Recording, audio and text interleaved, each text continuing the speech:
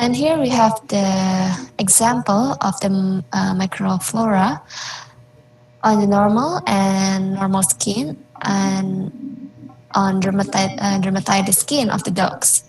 You can see there's Pseudomonas curium, Phorophomonas, Staphylococcus, Corybacterium, and this is the fungi, Malaysia pachydermatis.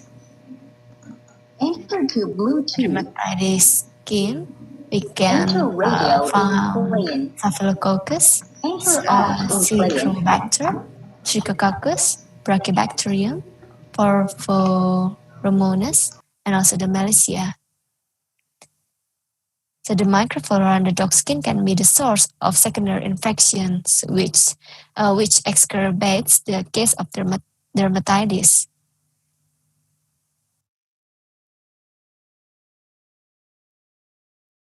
The antimicrobial therapy is often used to treat the dermatitis caused by the bacteria. The therapy usually applied topically on the infection site. Antibiotics such as cefovaxin, amoxicillin, clindamycin, cefadroxil, trimethoprim, sulfamethoxam were found to be good for the treatment for superficial erythema or dermatitis. Misuse of these antibiotics and long-term treatment can trigger the antibacterial resistance that can cause suboptimum treatment. So in some cases, it was hard to treat the infection because the occurrence of the antimicrobial resistance on the bacteria on the dermatitis sites. So this study aimed to know the antibiotic susceptibility of Staphylococcus aureus, Staphylococcus pseudointermedius, Bacillus cereus, Burkholderia malayi, Acinetobacter calceuseticus baumannii complex, and Neisseria isolated from dermatitis dog against 9 kinds of antibiotics such as enrofloxacin, chlorphenicol, trimethoprim, oxytetracycline, kanamycin, erythromycin, amikacin, and ampicillin.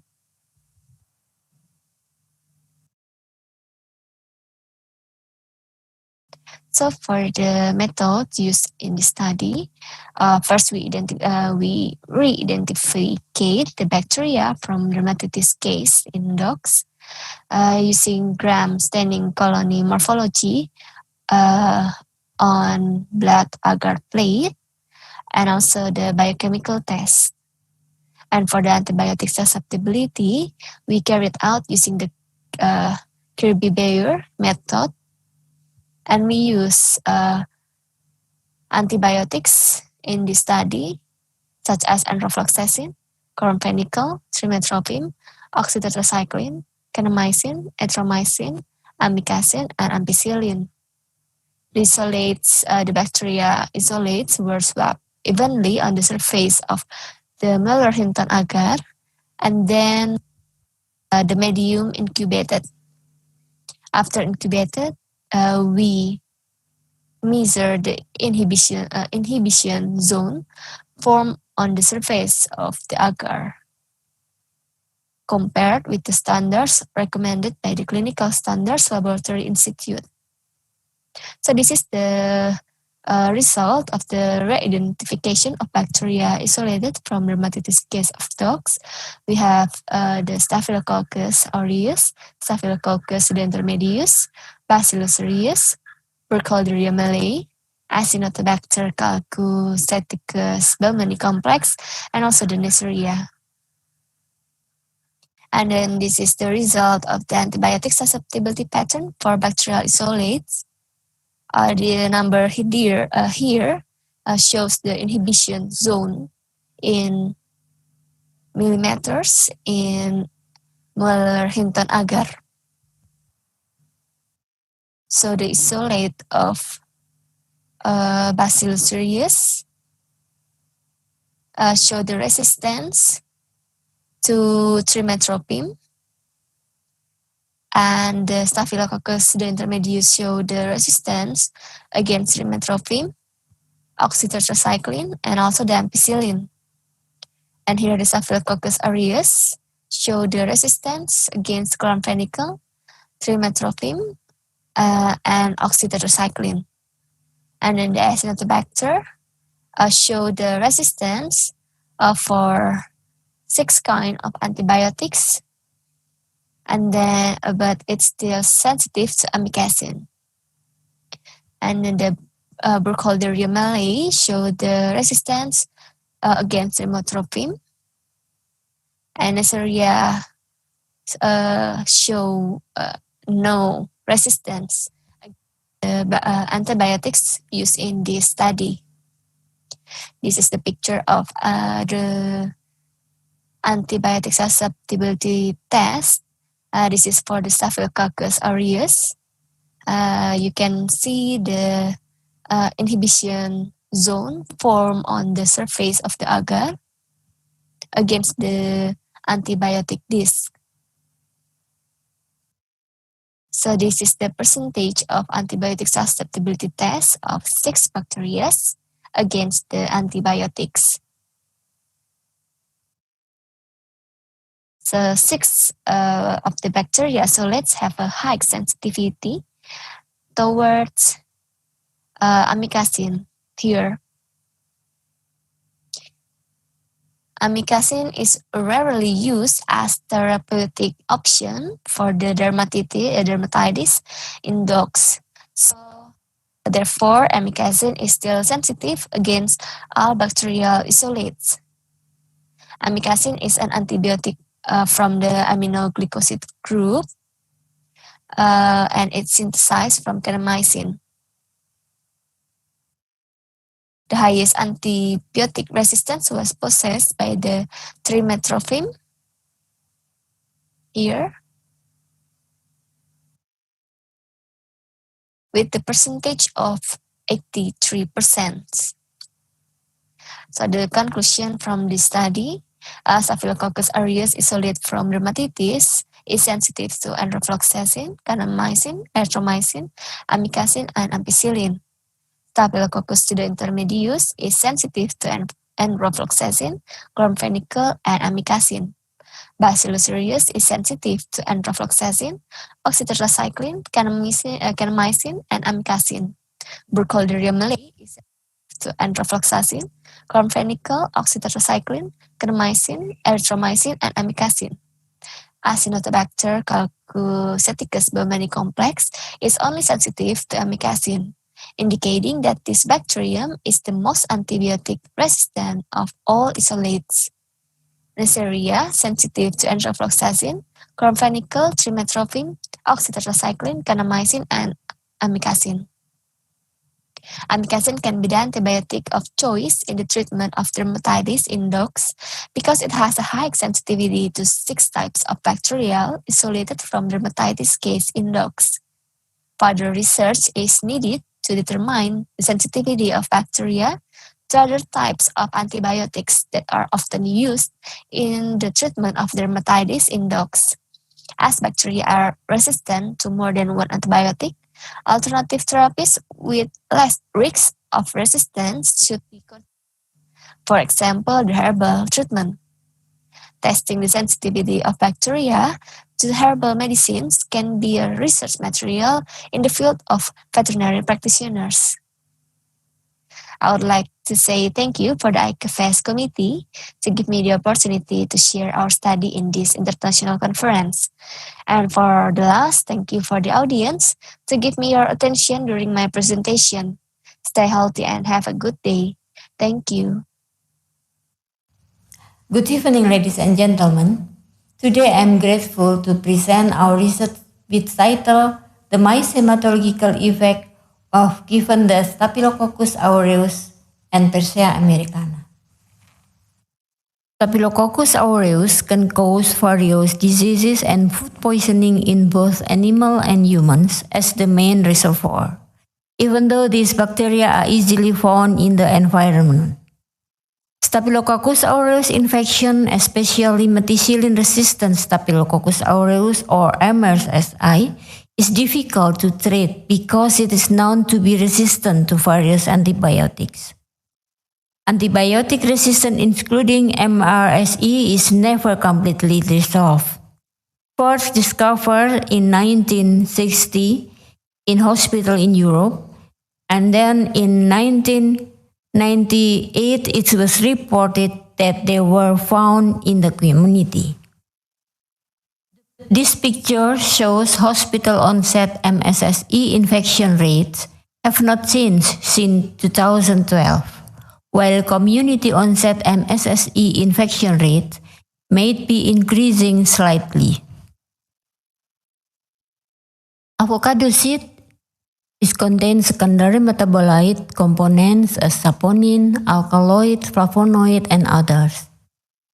And according to the research, the water extract is able to inhibit the growth of Staphylococcus epidermidis, and the ethanol extract of avocado seeds has antibacterial activity against gram-negative and positive bacteria, and both of non-polar extract hexane and chloroform have antibacterial activity against Escherichia coli and Streptococcus mutans. This study used biopsy mice weighing between 45 until 50 gram divided into 6 groups, namely K1, K2, and so on, up to K6. All groups were infected with Staphylococcus aureus intraperitoneal on day 0. And the blood was taken, and after this, K1 was given a single dose of tetracycline 100 mg per kilogram body weight. K2 was given a single dose of erythromycin 1000 mg per kilogram body weight. K3 was given ICAVESS as placebo. K4 was given Persea americana extract of 300 mg per kilogram body weight.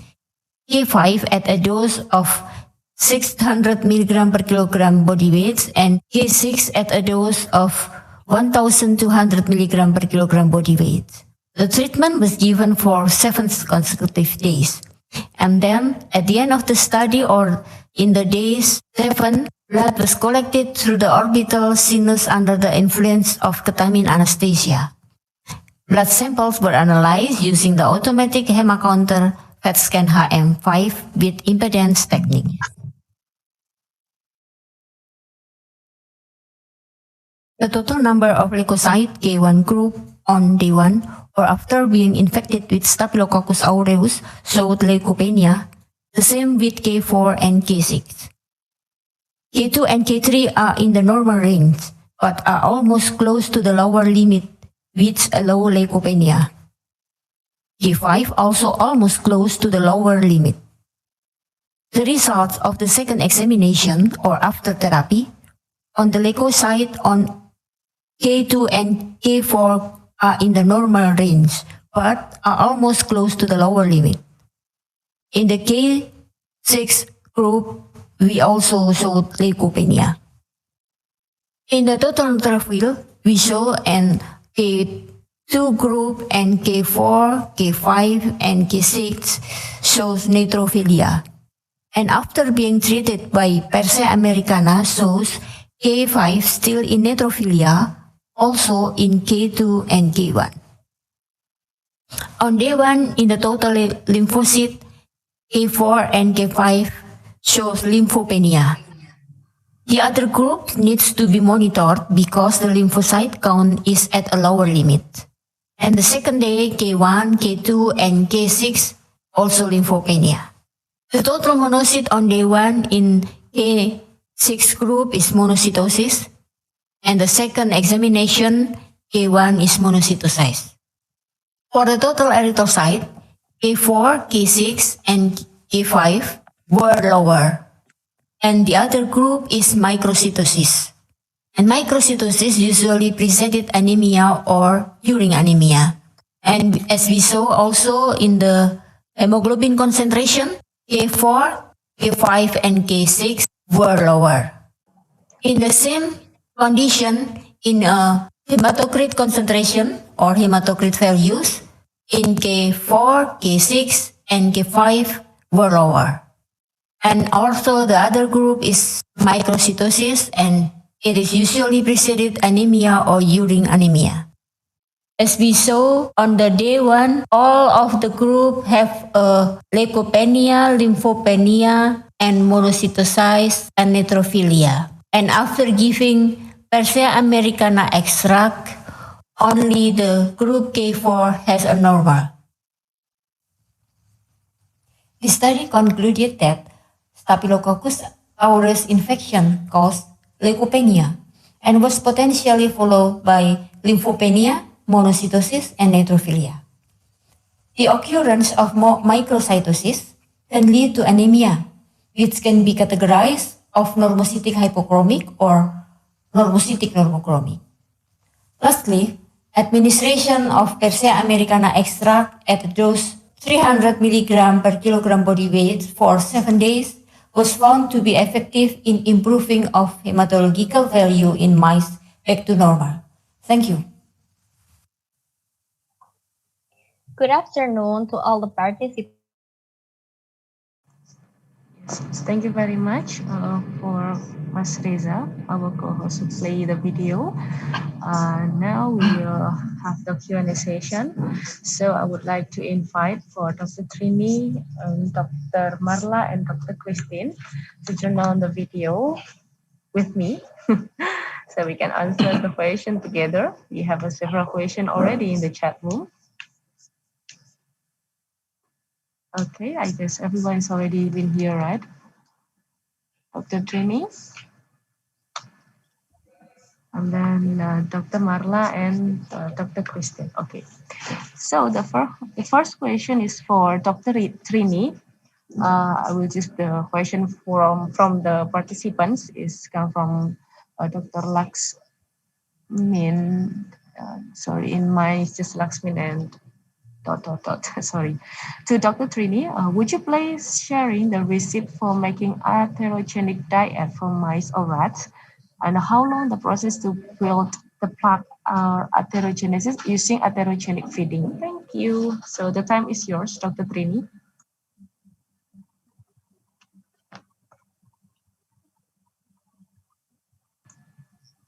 Hello. Can I ask to unmute Dr. Trini? You are still muted.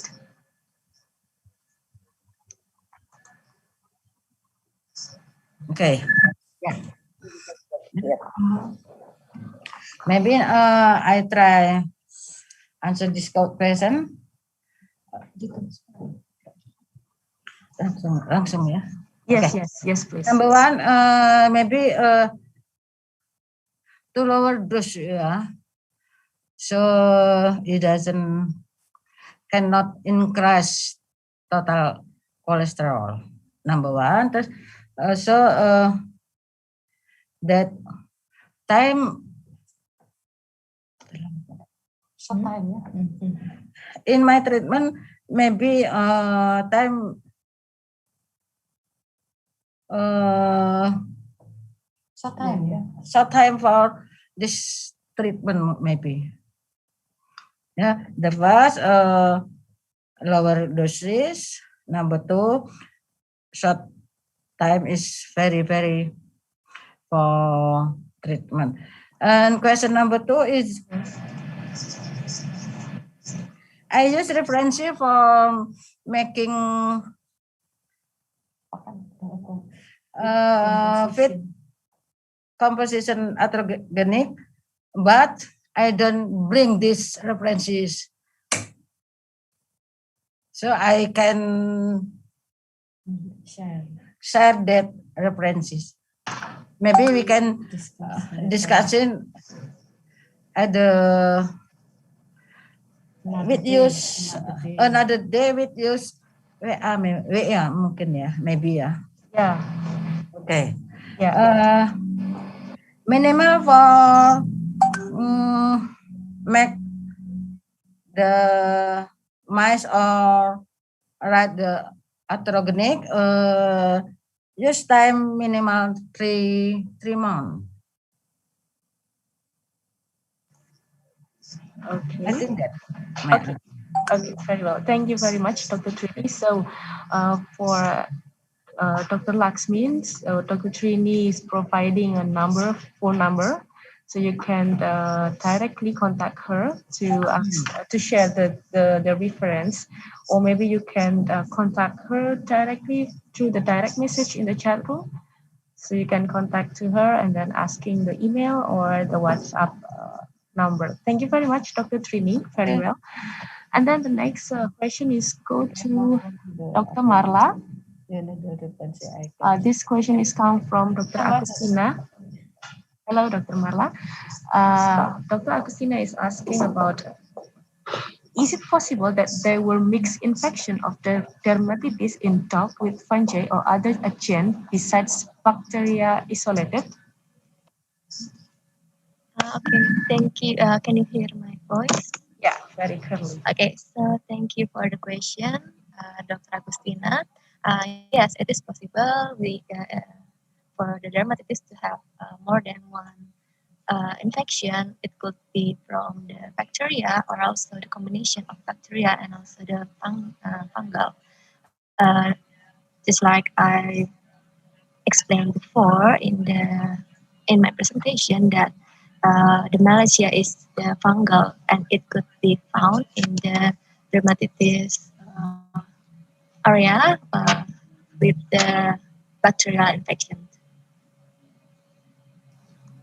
Yes, thank you. Thank you very much. Okay, thank you, Dr. Marla. Yes, I hear you, Dr. Agustina. Thank you very much for your response.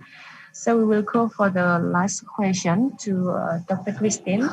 Since that nobody asked in the chat room, so I will be the representative. I will be happily to ask Dr. Christine because I have a questions regarding on the hematology abnormality such as the leukopenia and then followed by the lymphopenia and etc. How we know that those uh, those changes is come from the staphylococcus only. I don't know because you didn't mention on the slide, or maybe I missed. Sorry for the noises. And then I would like to ask, did you measure the blood profile first to make sure that all of the blood profile already controlled, or you have another method to make sure that those changes is come from only for the bacteria? Because I think leukopenia and the leukopenia is usually also common also occur for the common disease, infectious disease. Yeah.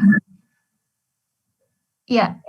Thank you. Yeah. Thank you, Dr. Putu, for your question. And the method, the first, before we taken the first sample, actually we take Staphylococcus aureus intraperitoneally, and that's why the first blood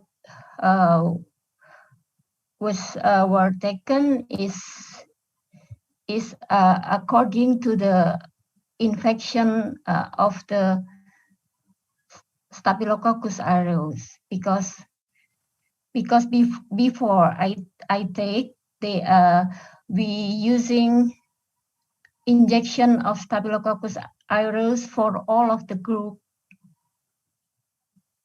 and after this the second sample we taken after the treatment.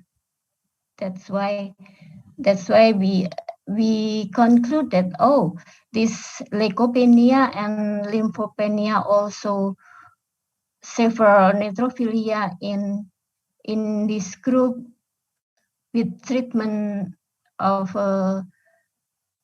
injection Staph aureus is because of this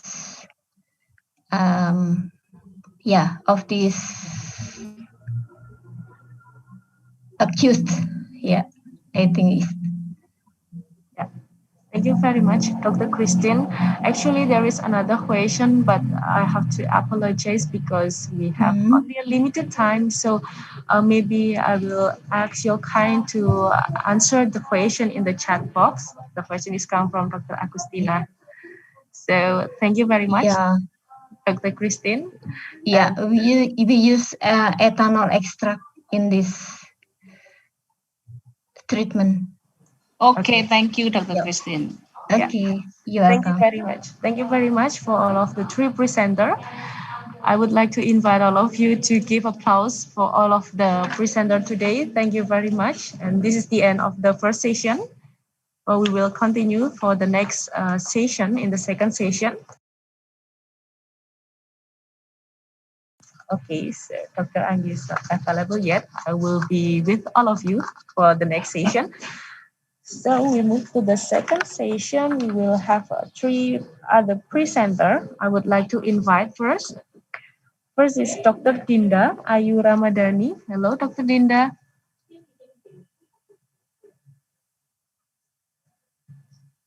Hello. I see Dr. Dinda, but I think it's not her. It's different. Oh, sorry. Okay, and then next is Dr. Ima Fauzia. Yes, hello, I am. Okay, thank you very much for answering me. And then the next is Dr. Dion Adiriesta. Hello, Dr. Dion, are you there? Because all of I see is just the icon, cannot see your face. Hello, Dr. Dion.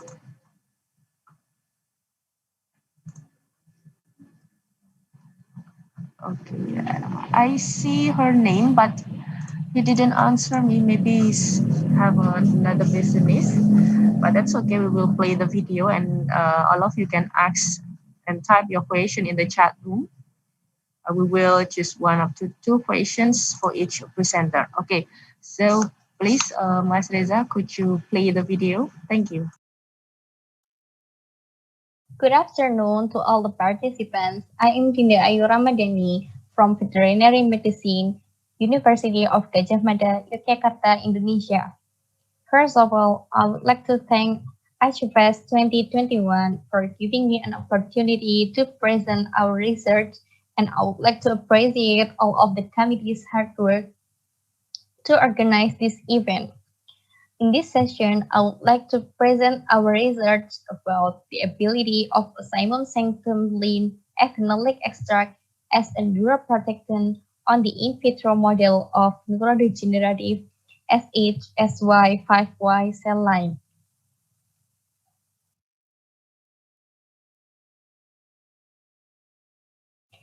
Neurodegenerative disease is a progressive disease caused by neuronal apoptosis or atrophy in central nervous system. The prevalence of this disease is high. The most common neurodegenerative disease is Alzheimer's disease. Prior research estimated that dementia linked to neurodegenerative disease patients will reach around 41 million in 2020 and 81 million in 2040. Unfortunately, the affordability of the drugs and also the availability of the drugs are problems among patients in low and middle income countries. Furthermore, the drug effectiveness is limited. Ozymandias sanctum lean, also known as a holy basil, is a prominent herb in traditional medicine. It comprises of abundant phytochemical compounds such as flavonoid, phenolics, and terpenoid. One of its flavonoid compounds is quercetin. Quercetin is a polyphenolic flavonoid. It acts as an anti-proliferative, anti-inflammatory, and anti-allergic agent. This study was designed to know the ability of Simon sanctum lean ethanolic extract as a neuroprotectant on the in vitro model of neurodegeneration. We analyzed the phytochemical compound of Simon sanctum ethanolic extract using thin layer chromatography. The result shows that flavonoid is the most plentiful compound in this plant. This in silico analysis explains the interaction between quercetin and caspase-3. Quercetin binds to this amino acid from caspase-3. Hence, it suppresses the activity of caspase-3's catalytic site. And also, quercetin binds to this amino acid from caspase 9. Therefore, it suppresses the activity of caspase 9's catalytic site. This is the in vitro study about Osmum sanctum ethanolic extract against TMT or trimethyltane-induced neurodegenerative model. In this study, we used SHSY5Y cells derived from neuroblastoma as a neurodegenerative disease model. We also used trimethyltane or TMT to induce neurodegeneration process. In this study, we compare Osmum sanctum ethanolic extract to donepezil hydrochloride. 3 samples of cells were treated with Osmum sanctum ethanolic extract and 1 sample of cells were treated with donepezil hydrochloride. Then, those samples were treated with trimethyltane or TMT.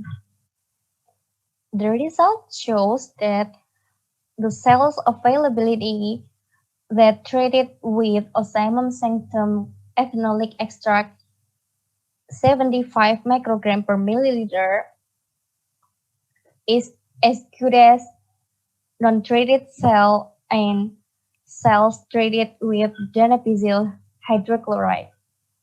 As comparison, the cell's viability that treated with Osmum sanctum ethanolic extract 75 microgram per milliliter is better than cells treated with Osmum sanctum ethanolic extract 50 microgram per milliliter.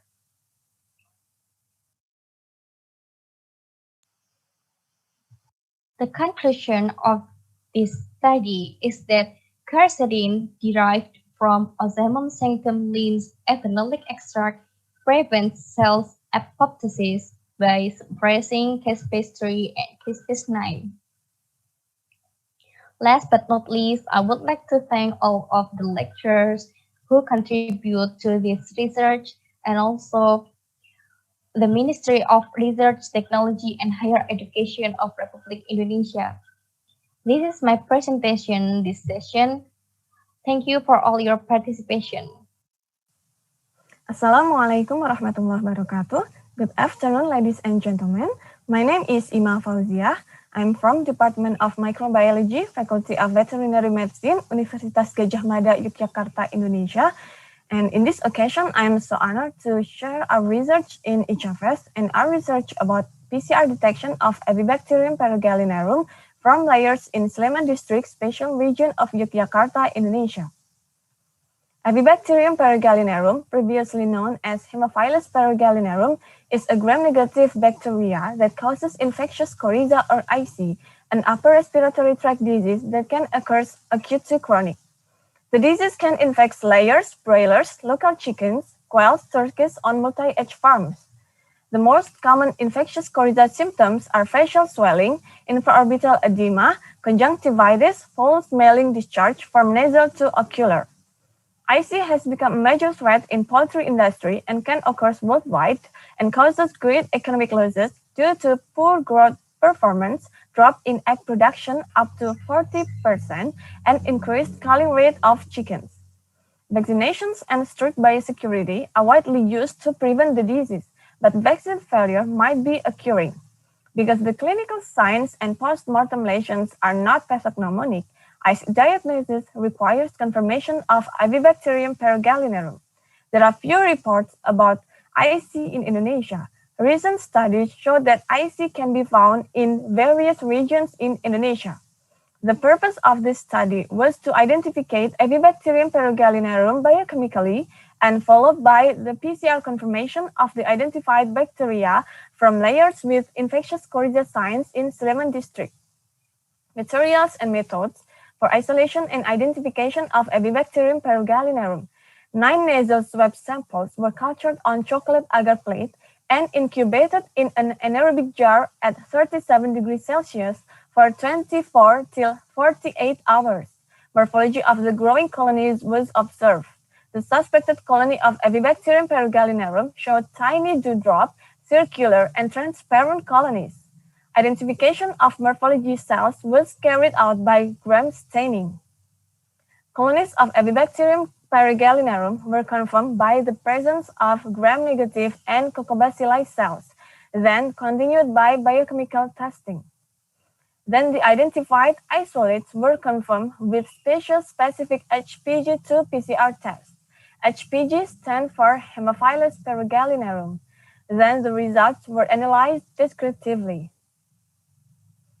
HPG2 PCR test, the DNA of identified isolates was extracted from overnight grown cultures using Presto-TM mini gDNA bacteria kit.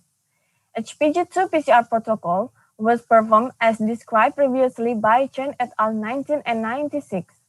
A set of forward and reverse primers from Chen et al. 1996 were used to amplify species-specific 500 base pair fragment of Abibacterium perugalinerum. The PCR products were examined by electrophoresis with fluorosafe staining. Results and discussions.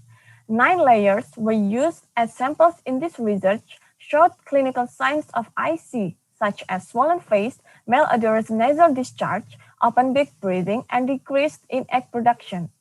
The results of bacterial culture from nasal swab showed the growth of small, round, and transparent colonies. With gram staining results were found as gram-negative Coccobacilli arranged in singular, pair, or cluster, and the same results found by other studies. Based on the morphology of colony and cells, 9 samples were continued with biochemical tests.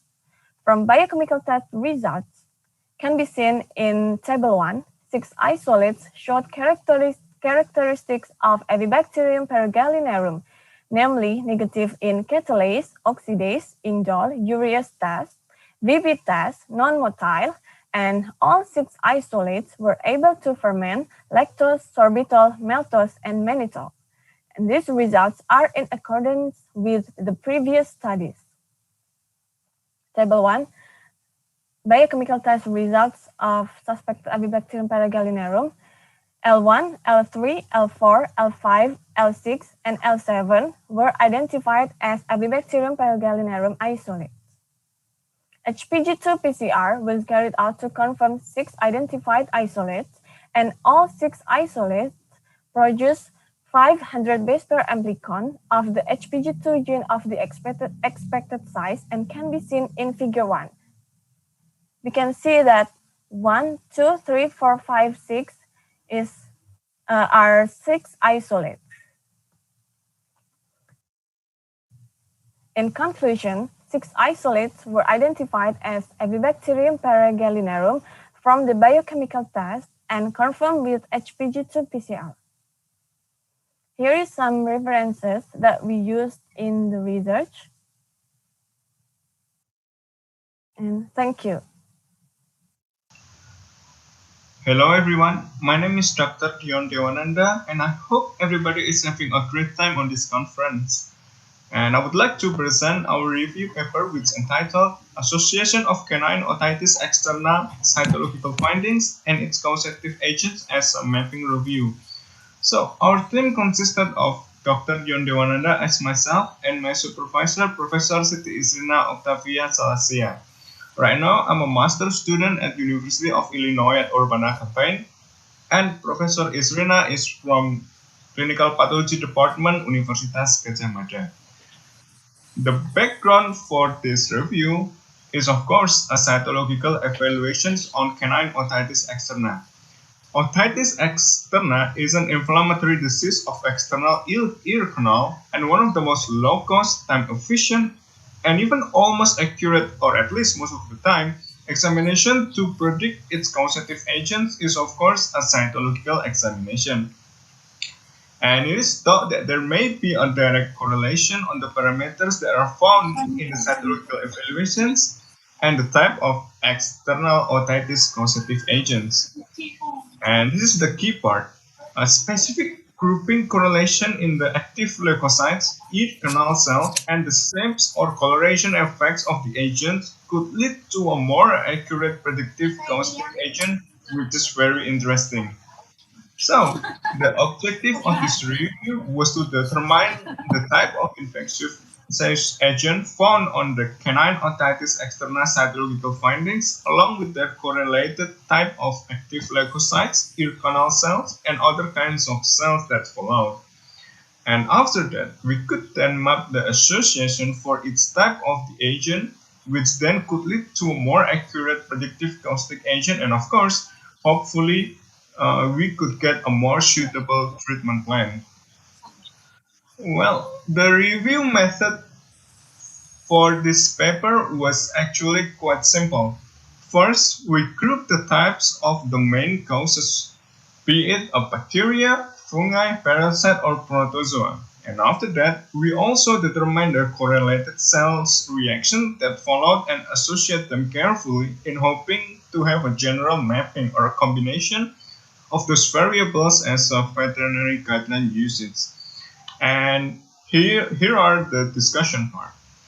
So, to examine cytological findings, first of all, some bacteria really have distinct shapes in their examination. For a coccus bacteria, usually the most occurring ones are Staphylococcus or beta hemolytic streptococcus. And for Rots bacteria, they are most likely gram-negative, with Pseudomonas aeruginosa as the most common one that followed, and then they're followed by Proteus and even occasionally a Klebsiella and Escherichia coli. Some rot bacteria usually don't attract as much neutrophils as shown in the picture. And in the fungal department, as a caustic agent, they're very specific. And most of the time, the culprit is actually a Malassezia speciosa.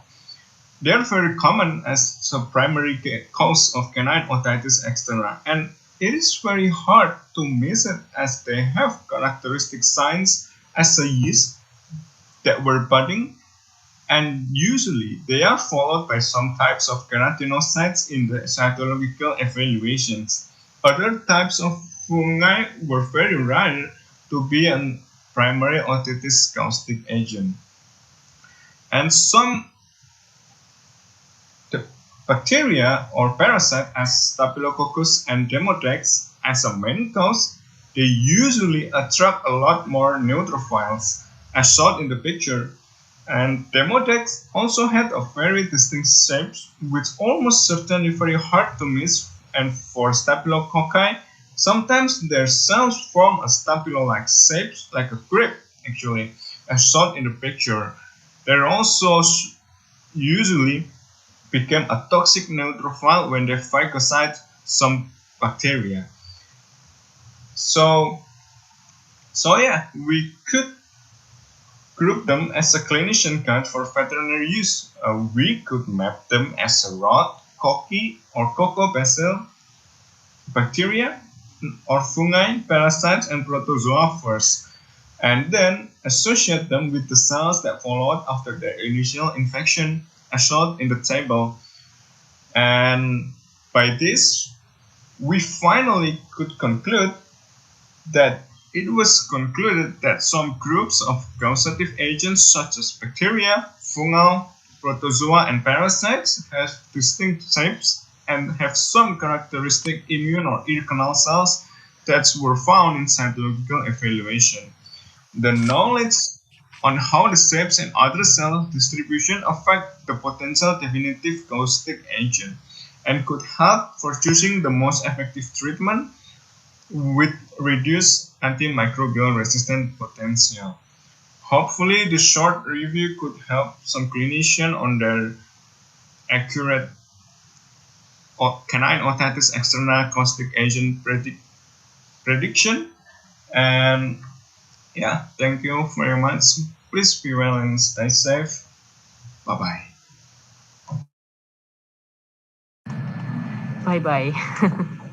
Thank you very much for all of the three presenters. I would like to again invite to Dr. Dinda Ayu and then Dr. Ima and Dr. Dion to turn on the video together with me. Okay, so I see Dr. Ima and then Dr. Dinda and Dr. Dion. Are you here? Okay, we can start the Q&A session first. So we have several questions, but maybe I will just one question. And please, for the presenter, you can answer the rest questions in the chat box, or you can directly contact the questioner or contact the presenter. First, to Dr. Dinda, it's come from Dr. Agustina. Is it right that the osimum is kemangi in Japanese language? Can the quercetin isolated from your method?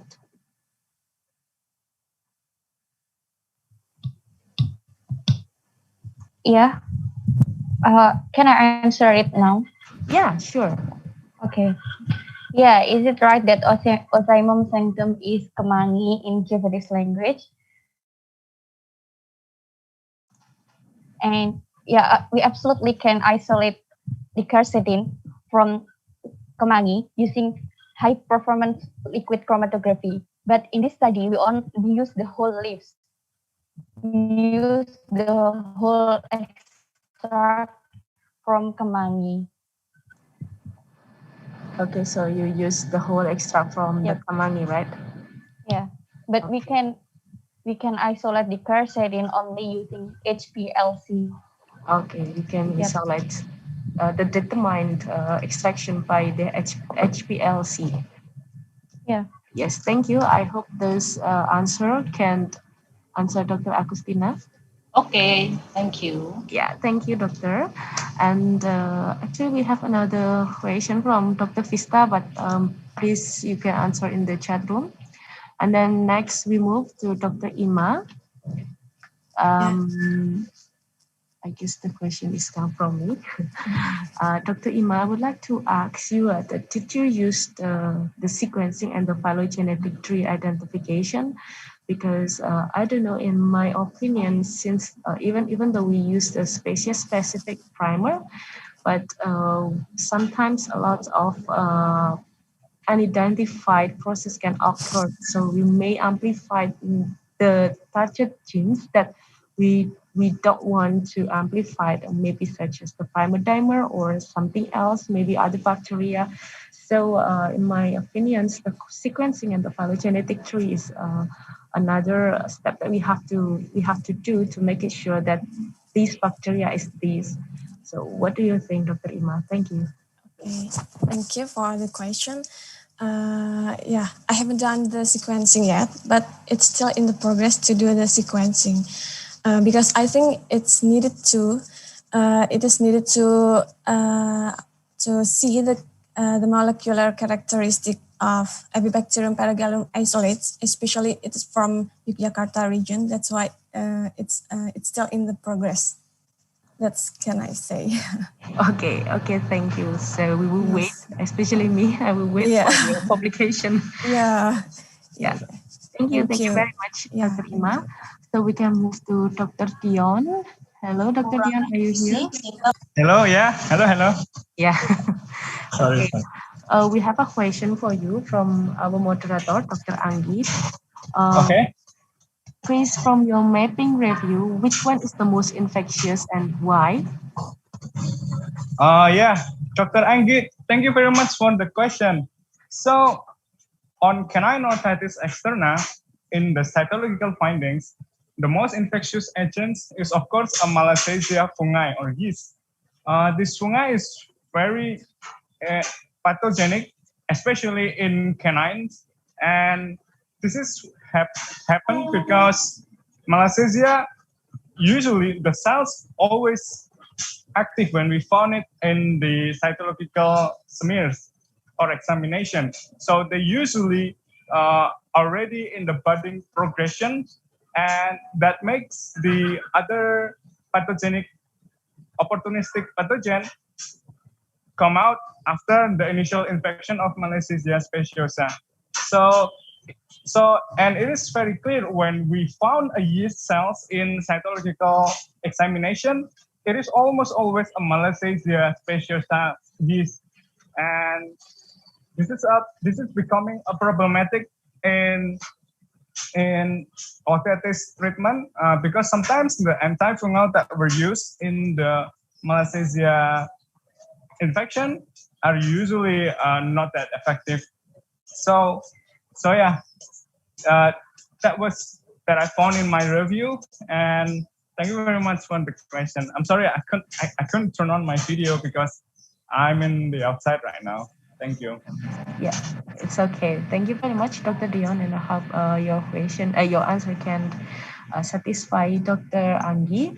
And actually, you have another question from Dr. Agustina. You can answer her question in the chat room. Thank you very much. So this is the end of the second session of this plenary session. And then I would like to say thank you very much, and I would like to say a quick applause for the today's presenter. Thank you very much. And then for the next session, we will have Dr. Anggi to help us to be the moderator for the next session. Thank you very much. Okay, thank you very much, Dr. Putu. Hello, everyone. Good afternoon. And let's to move to the third session. We have three presenters. Okay, firstly, Dr. Zain Baihaqi. Hello, Dr. Zain Baihaqi. Is there in this room? Hello? Hello, Dr. Zain Baihaqi. Okay. Second, Dr. Kuku Santoso. Hello, Dr. Kuku Santoso.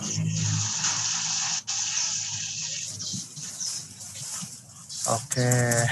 Also, there are in this room. Okay. And the third, Dr. Arif Mahanugraha. Hello, Dr. Arif Maha. Hello. Okay. Thank you. Halo, Assalamualaikum. Waalaikumsalam. Yes, I am Kuku Santoso from IBB University. Thank you. Okay, for okay. Time. Okay, okay, Yeah. okay. Thank you, Dr. Kuko. So, please the host to play the presentation. Enjoy the presentation. Okay, Bismillahirrahmanirrahim. Assalamualaikum warahmatullahi wabarakatuh. Good afternoon, everybody. I would like to introduce myself. My full name is Zain Ahmad. You can call me Zain for a short name. I am student of doctoral degree, Faculty of Veterinary Medicine, Universitas Gadjah Mada. I will explain about my research in vitro intermediate activity of aqueous extract of second laut or Paraceratus falcataria against Haemonchus contortus, Nematoda Haemonchus contortus. This is our team. Zain Ahmad Baihaqi, Irham Widiono, Wisnu Nur Cahyo, Bambang Swiknyo, and Amado Angeles. This is introduction. The parasitic worm with the highest prevalence in Indonesia was Haemonchus contortus, followed by Ostertachia, Trichos strongylus, Onostomum trichuris, and Moniasia. During the dry and rainy season, the tropical environment condition in Indonesia constitute an ideal habitat for parasitic species. And then second laut or Paraceratus falcataria is a native plant of Indonesia located around the eastern part, Sulawesi, Papua, and Maluku, and almost evenly distributed in areas in Java, Solomon Island, New Papua New Guinea, and Australia. And then Rahmawati et al. 2019 said that the phytochemical analysis of Paraceratus falcataria plant proved to contain tannin, flavonoid, saponin, phenolic, triterpenoid, and steroid. And then This study will evaluate the seed of Paracephalocaterpillar found for an alternative use to Athalbitic Sphaeropidan gastrointestinal nematodes. This is a material and method. Determination of plant phytochemical. The total phenolic content in the plant was extract was measured using a Folin Calcio method, and the result content in the plant expressed as milligram gallic acid. And then total flavonoid content of plant was determined using colorimetric method, and the result will express as milligram routine or RE. And then in vitro adult worm mortality test, Haemongus contortus, yeah. Adult female Haemongus contortus worm collected from the Godian Sheep slaughter, Yogyakarta. Godian Sheep Abattoir, Yogyakarta. And then Haemongus is divided into several concentration group, 0, 5, 10, 25, and 50 milligram per ml. And then extract and worm were placed in a petri dish and incubated at 37 derajat Celsius for 0, 5, 1, 2, 3, 4, 5 until 6 hours. And then positive control using 2 milligram albendazole. And then the procedure was conducted 3 times and repeated on different days. When the worm death is recorded, the way to ensure the worm death is to press the worm body with tweezers. And then the last material and method, scanning electron microscopy. The participants using an S47 scanning electron microscopy, Hitachi Japan, at an accelerating voltage of 15 kV. And then the in vitro of fertility test, Haemongus contortus were analyzed by the independent test and descriptive for scanning electron microscopy. This is result qualitative phytochemical analysis, aqueous extract of Paracephalocaterpillar. The secondary metabolite tannin, flavonoid, alkaloid, saponin, steroid. Phytochemical analysis qualitative aqueous extract of Paracephalocaterpillar positive seed. Contain active compounds such as tannin, flavonoid, saponin, alkaloid, and steroid. And then total phenol and flavonoid content 3.1 milligram RE per gram dry weight, and then total phenolic 9.5 milligram GIE per gram dry weight. And then this is the result of in vitro Haemongus contortus mortality test with extract aqueous seed of Paracephalocaterpillar.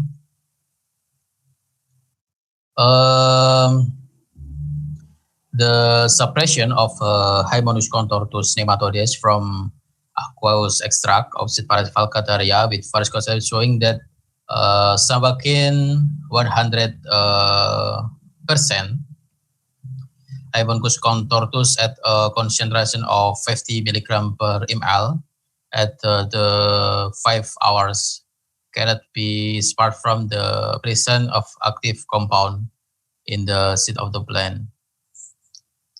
And then this is the result of scanning electron microscopy.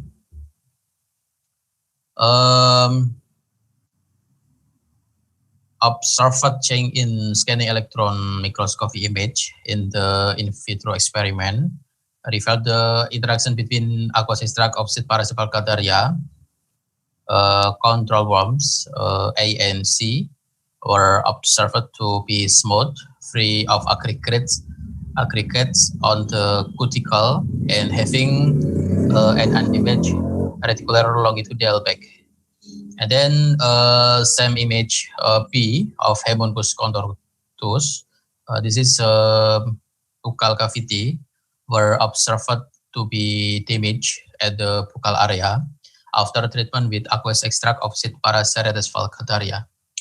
And then scanning electron microscopy image D of Hemoncus contortus. This is a body. So wrinkles in the annular cuticles after treatment with aqueous extract of Sid Paraceratus falcataria. And then aqueous extract of seed of Paraceratus falcataria has been proven to be used as an alternative anthelmintic because it contains various secondary metabolite in the seed. Okay, thank you very much. Assalamualaikum warahmatullahi wabarakatuh. Assalamualaikum warahmatullahi wabarakatuh. Good afternoon. For this special seminar, I want to introduce our team is from Department of Anatomy, Physiology and Pharmacology, Faculty of Veterinary Medicine, IPB University. For this moment, I would like to explain our research, a colorimetry-based analysis of blood drain completeness in femoral or drumstick broiler chicken by digital imaging processing. Our presentation will be separated in 4 steps, namely introduction, method, conclusion and recommendation, and the last is result and discussion. As introduction, income knowledge, public awareness of food nutritional value will be income knowledge and public awareness of food nutritional value will increase animal protein consumption, including chicken meat. Chicken meat is a skeletal muscle of chicken carcass that is safe, visible, and commonly consumed by human. Chicken meat is popular foodstuff consumed by all levels of society because of easily available, quite affordable price, and easy to process. Supply and demand of broiler chicken meat enhance year by year that will challenge in implementing safe, healthy, whole, and halal principle, or we call ASU, to protect consumer from abuse of the chicken meat trade cause of mismanagement in transportation and slaughter process. Perfection blood drain of chicken meat after slaughter is tested visually for quality of meat by malacid green test that need skilled person. Change in the color intensity of reaction result by malacid green test can be observed using colorimetric principle using a spectrophotometer, but it is quite low accessible in remote area and still need a skilled person. Subsection 2, research method. There is 3 information will be attention for us. First is time and place, 2 and procedure, and 3 instrumentation and material. Instrumentation is used in this research is spectrophotometer from Beko, desktop scanner from Hewlett-Packard, computer, personal computer, electronic balance, microplate, and micropipette. Material were used in this research is extract of meat, malacid green. Procedure of this research consists of 7 steps. First is sampling. We use 115 chicken. Second step is meat extraction. We use a centrifuge with speed 3000 RPM for 10 minutes. Third step is standard solution. Third step is to prepare standard solution. We use FHCl, Aquades, and HCl. Fourth step is reacting sample with malacid green. Fifth step is measurement. We use 2 instruments, spectrophotometer and scanner. Amount of sample is 0.2 milliliter in every hole of microplate, and we scan with scanner. The image of scanner will be saved in TIFF. Sixth step is result interpretation. We use image J to become red, green, and blue curve. Seventh step, we analyze the data. Result and discussion. Colorimetric analysis. 1. Spectrophotometer. Colorimetry is a quantitative based measurement by comparison of color intensity of the solution with the color of standard solution. If we see the result of standard solution, theoretical base of colorimetry with spectrophotometer is light from source will be split in glass prism so that we become spatial wavelength, and this spatial wavelength light will be radiate to the sample in cuvette, and some of light will be transmitted, and detector behind the cuvette will be measure how many light transmitted through sample. This is usually called absorbance. Standard solution curve that we measure by spectrometer have Y equal 1668.04 x plus 0.058 with R quadrat equal with 0.940. This result is become in wavelength 430 nanometer. Colorimetric analysis by image processing. Image is a description of similarity of an object. We use scanner to become image. This image we process with ImageJ software. The result of colorimetric analysis by scanner, you can see in our slide. The view of this result is a graphic with 3 regression line. Blood, there is erythrocyte that have hemoglobin. Hemoglobin has a higher affinity than malacid green. From our study, we become that there is difference between Slaughter treatment. Body weight do not influence blood concentration in chicken meat. We calculate coefficient correlation between spectro and scanner to measure standard solution, and we become information that ranks spearmint as coefficient correlation is 0.98. If we refer to Sugiono statement, he say that interval coefficient correlation between 0.80 until 0.99 is very strong. We can conclude some information from our study, namely, first, drumstick broiler chicken can be used to measure blood concentration. This is our result from our study. Thank you for your attention.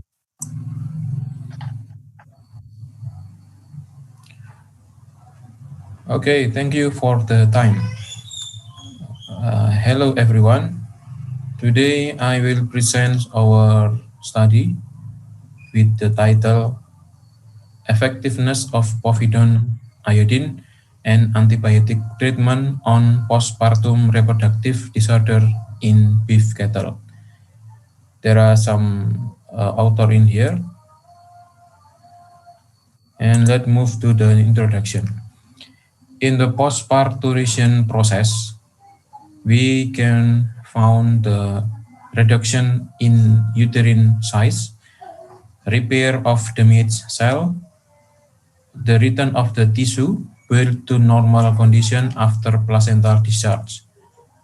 The uterus return to normal condition within 2 up to 3 weeks after delivery if there is no bacterial contamination. In infection of microorganism resulted in endometrial inflammation, or we can call it endometritis. Thus, in this, it is important to diagnose and treat postpartum reproductive disease quickly and effectively.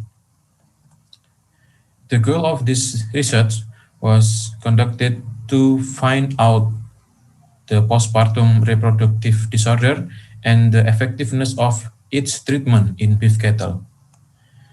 In the material method, we use around 30 postpartum beef cattle from various breeds were used in this study and kept in the partner livestock group with standard farming management. We performed two treatments in three groups. The first group is intrauterine povidone iodine 1% infusion, and the second group intrauterine penicillin streptomycin administration. And on control group there is no treatment. All samples were injected with 10 milliliter multivitamin A DE. Clinical examination, blood retrieval, and uterine observation are conducted at first week, fifth week, and ninth of postpartum. Result and discussion. In the first clinical condition, the profile of red blood and white blood cells was still within normal limits. This indicates that the condition of H+3 postpartum of cows in Indonesia in general is still in normal condition.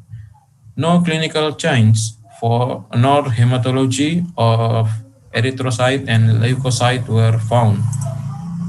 In hematological condition, due to lack of sterile in the reproductive tract, postpartum cows can experience inflammation. As a result of infection can cause change in leukocyte. The result of the total leukocyte examination in the first, fifth, and ninth week have variation, but most show a high leukocyte profile in first to fifth week. In part 3, uterine involution. Uterine horn at the first week were not measured due to the oversize of uterine horn size and cannot be separated between left and right horns. The diameter of the uterus at first week was greater than in fifth and ninth week. Can be caused by the filling of the uterus by lochia fluid. Liquid lochia drastically reduced in second week. Conclusion. Hematological and clinical condition in postpartum beef cattle have a variation, but most show a high leukocyte profile in first to fifth week. The treatment of 1% povidone iodine infusion in first week postpartum may be able to reduce bacterial infection up to fifth week and can accelerate the process of uterine involution during recovery. Okay, thank you for your attention. Okay, thank you very much for all presentation. I think it's in third session is with some presentation, and now we move to the next Q&A session. Firstly, we want to question to Dr. Zen. Hello, Dr. Zen. Are you here in this room? Doctor. Hello, Dr. Zen Bayaki. Hello. Hello, Dr. Zen.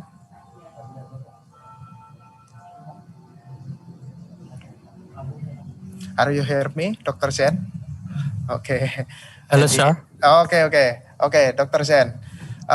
First question for you from Dr. Agustina.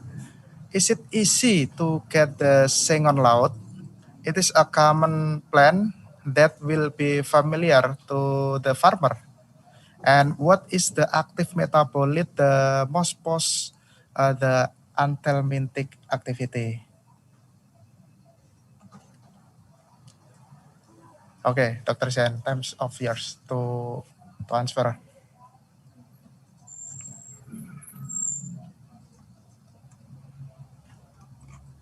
Hello. Yes. Phytochemical analysis qualitative shows tannin, flavonoid, saponin, alkaloid, and steroid, sir. Okay. It is a common plant that will be familiar to the farmer. Yes, Okay. familiar plant. Okay, thank you. But Dr. Zen, you have one question from Dr. Risa Theory. But please, you can answer by chat in the chat box. Okay. Okay, thank you very much, Dr. Zen. Okay, thank you very much. Okay, next we move to the Dr. Kuku. Hello, Dr. Kuku. Hello? Yes. Okay, Sorry. Dr. Kuku. Yes. We have one question for you from Dr. Putus. Yes. What about the economical potency for the use of digital image processing, especially in a private chicken slaughterhouse? Thank you. Thank you very much for the question. I think in the future there is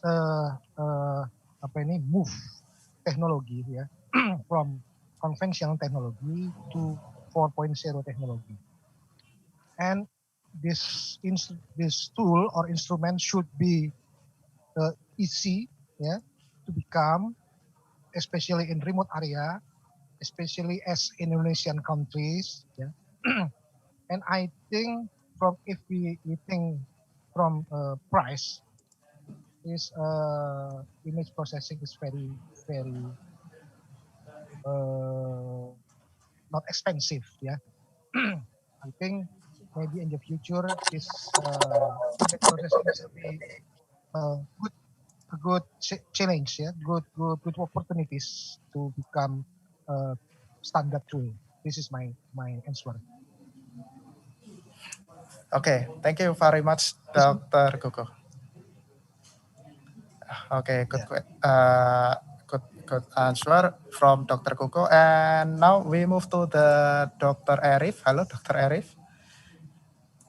Okay, hello. Okay, hello, Dr. Arif. Good afternoon. Okay, you have one question from Dr. Agustina, where the treatment use both povidone 1% and antibiotic solution use the same volume intrauterine. How the concentration used for antibiotic treatment? Okay, thank you for the question, Dr. Agustina. In case of povidone iodine, I only use 1% because it's the most safe concentration. But in case of antibiotic, the concentration of the antibiotic, we use the uterine standard, 1 million penicillin and 250 milligram streptomycin. The liquid, the volume we set in the 250 milliliters. Okay, I think. Okay, thank you, Dr. Arif. But you have one question from Dr. Dinar, but please chat your answer in the chat box. Okay, thank you. Okay, thank you very much for question and answer. Very nice. Please applause with 3 presenter. Okay, so we move to the last session. In the fourth session, we have Miss presenter. Firstly, there are Dr. Dinar. Hello, Dr. Dinar. Yes, Dr. Anggi. Okay, thank you, Dr. Dinar. Okay, second, there are Dr. Ulayatul Kustianti. Hello, Dr. Ula. Yes, Dr. Anggi. Okay, thank you. Okay, the third, we have Miss Vini Larasati. Okay, hello, Miss Vini. Okay, Miss Vini, not yet in this room. And the last, there are Dr. Vista Budiariati. Hello, Dr. Vista. Hello, Dr. Anggi. I'm here. Okay. Are you healthy, Dr. Vista? Of course. Okay. So, for ladies and gentlemen, please, we enjoy presentation for presenter. Please, the operator to play the presentation.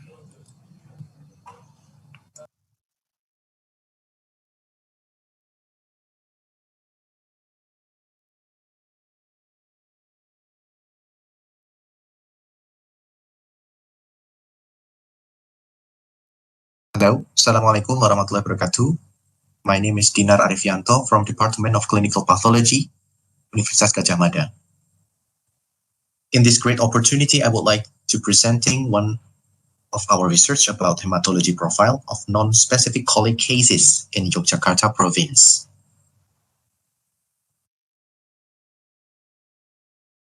Indonesian society have strong and close relationship with horse, and the horse population is very high in Indonesia. According to the data from the Ministry of Agriculture, the population is more than 420,000 horses. We use horses for sports such as racing, jumping, dressage, horseback archery, and many more. Our culture also use horse for traditional ceremonies such as sultan coronation, royal weddings, and funerals. If we go down to Malioboro street market, we can see many andongs, go-cars, or even bandits that categorized as working horse. The interesting thing about horse in Indonesia that become our local wisdom is we use horse products such as meat and milk for alternative source of proteins. We all know that horses are strong animal with high potential of power, but behind that power, they are on the high risk of digestive tract disorder. Number of equine gastrointestinal cases are very high in Yogyakarta and even in Indonesia. And one of them that become the number one killer for equine is colic. Colic can be defined as pain that comes from the abdominal area. Anatomical and physiological factors play a major role for the occurrence of colic in equine. One-way valve of the gastrium sphincter, small gastrium, huge size of cecum and colon in the small abdominal cavity are some reason for it. At least there are 4 important steps to diagnose colic. First steps is anamnesis to get information from the owner or grooms about the history of patients, as many as possible. Secondly, clinical science and physical examination using simple diagnosis tools like stethoscope, thermometer, and other. Third step are clinical pathology and other laboratory examination. And the last will be completed with imaging diagnostic machine if possible. So laboratory analysis is very important to confirm and diagnose many clinical diseases. One of the quick and easiest laboratory tests related to the diagnosis of gastrointestinal disorders is to perform hematology examination. It is important for veterinarian to combine physical and laboratory examination to get an accurate diagnosis. But unfortunately, in some places like Yogyakarta and other places in Indonesia, hematology examination is still difficult to perform by veterinarian due to the access of location and sometimes economic status of the horse owner. It makes hematology data and reference of equine colic still lack of information, especially in local horses. So this research was performed to understand the hematology profile of equine colic in Yogyakarta province. Samples were carried out from 26 horses with colic symptoms in the period of April to August 2019. And the horses were come from 4 different regencies in Yogyakarta province, in the various sex, breeds, and functions. Blood samples were drawn from jugular vein and put it into 3 milliliter of EDTA tubes. Anamnesis, including the history of vaccination, warming, nutritional status, and exercise management, were carried out before physical examination. And the physical examination that were done include heart rate auscultation, intestinal sound auscultation, capillary revealing test, mucous membrane examination, rectal palpation, and body temperature. So the parameter are erythrocytes or RBCs, hemoglobins, PCVs, platelets, total leukocytes, differential counts were examined at Department of Clinical Pathology, Faculty of Veterinary Medicine, Universitas Gadjah Mada, using Abaxis HM5 automatic hematology analyzer.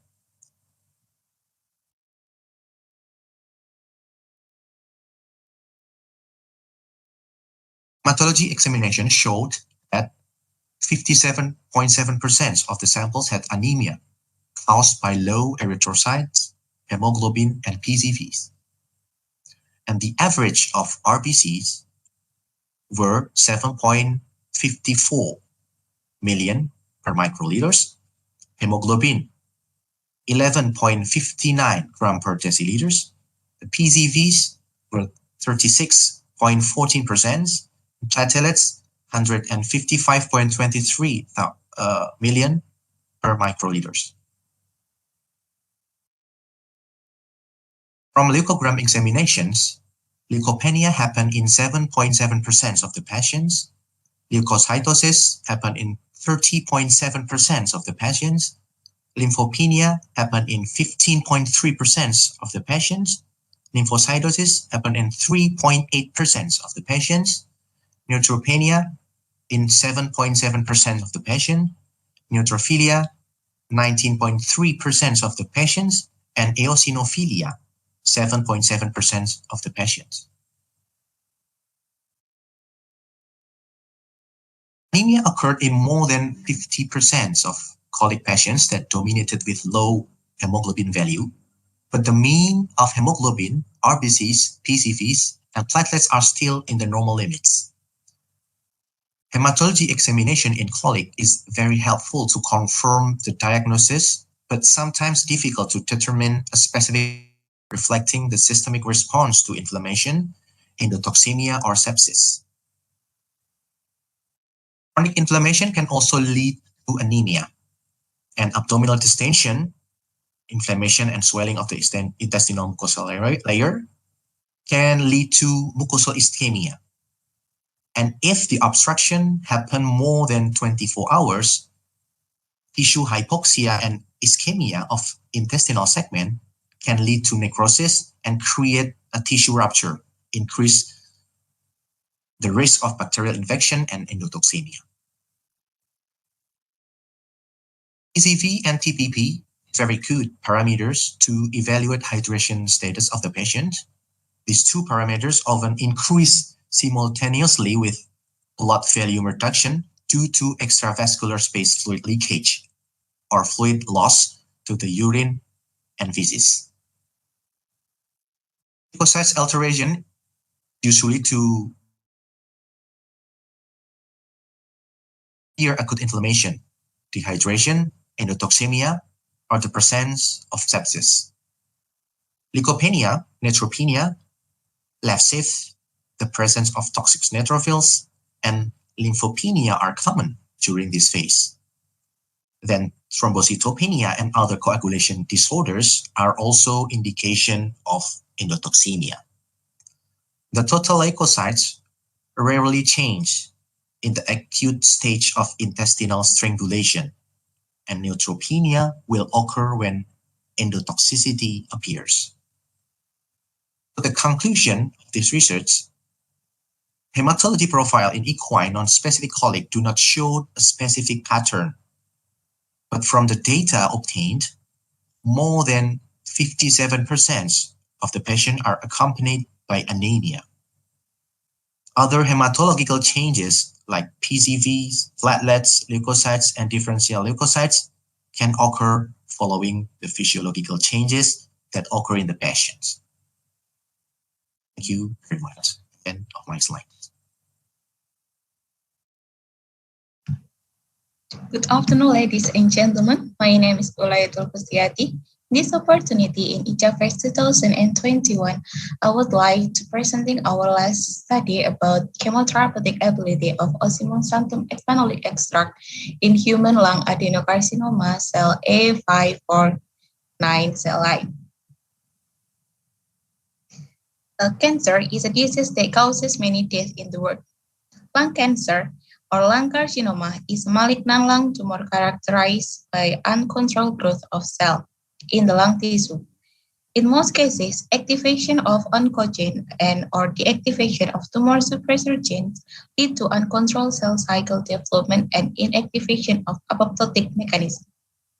Research results from the Global Cancer Observatory 2018 related to cancer incidence and mortality worldwide in 2018 shows that Asia is the largest contributor to lung cancer.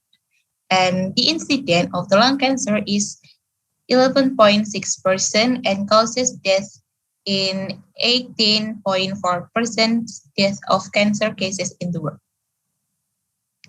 Histologically, lung cancer is classified into small cell lung cancer and non-small cell lung cancer. There are many subtypes in non-small cell lung cancer as adenocarcinoma, squamous cell carcinoma, and large cell carcinoma. Adenocarcinoma is the most common histological subtype of NSCLC, and it is common in women and non-smokers. Surgery, radiotherapy, and chemotherapy are traditional therapies for lung cancer. These therapies have several side effects, such as gastrointestinal disease, central and peripheral neurotoxicity, and cell cytotoxicity. Blanco's article in 2017 stated that natural bioactive compound of herbal plant can increase the effectiveness of cancer treatment. Basil or Osmum sanctum lin is a native Indonesian plant that is found in many yards and is widely consumed. Previous research in ethanolic extract Osmum sanctum lin induced an apoptosis in small lung adenocarcinoma A549 cells journal, and Osmum sanctum lin ethanolic extract inhibit angiogenesis in human lung adenocarcinoma A549 cells journal shows that EEOs can induce apoptotic and inhibit angiogenesis in lung adenocarcinoma. So we suggest that basil can become an herbal drug candidate for lung cancer treatment. The objective of this study is to analyze in vitro the ability of Osmum sanctum ethanolic extract to inhibit proliferation, migration, and vasculogenesis lung cancer adenocarcinoma A549 cell line through downregulate integrin alpha-5 beta-1, integrin alpha-5 beta-3, and VEGF. And this our result shows that EEOs contain several natural chemical compounds. There are 7 compounds. The first flavonoid with concentration 47.23%, phenol 12.14%, steroid 1.70%, phenol positive, tannin 21.68%, saponin 1.28%, and alkaloid 0.22%. And we concerned with flavonoid and phenol in silico analysis. And the chemical compound of EEOs has the potential to inhibit the activity of VEGF protein by binding to the active site of VEGF. This binding will inhibit the activity and stimulation of VEGF. The inhibition carried by gallic acid on amino acid residue arginine 5-glutamine acid 3,8 tyrosine 3,9 in protein VEGF, and quercetin on residue glutamine 7,8 proline 4,9 lysine 4,8 in protein VEGF. This activity will decrease the development of the growing tumor. And the next is about integrin. Integrin play important role in mediating epithelial cell adhesion to the membrane, as well as in tumor cell migration, proliferation, and cell survival.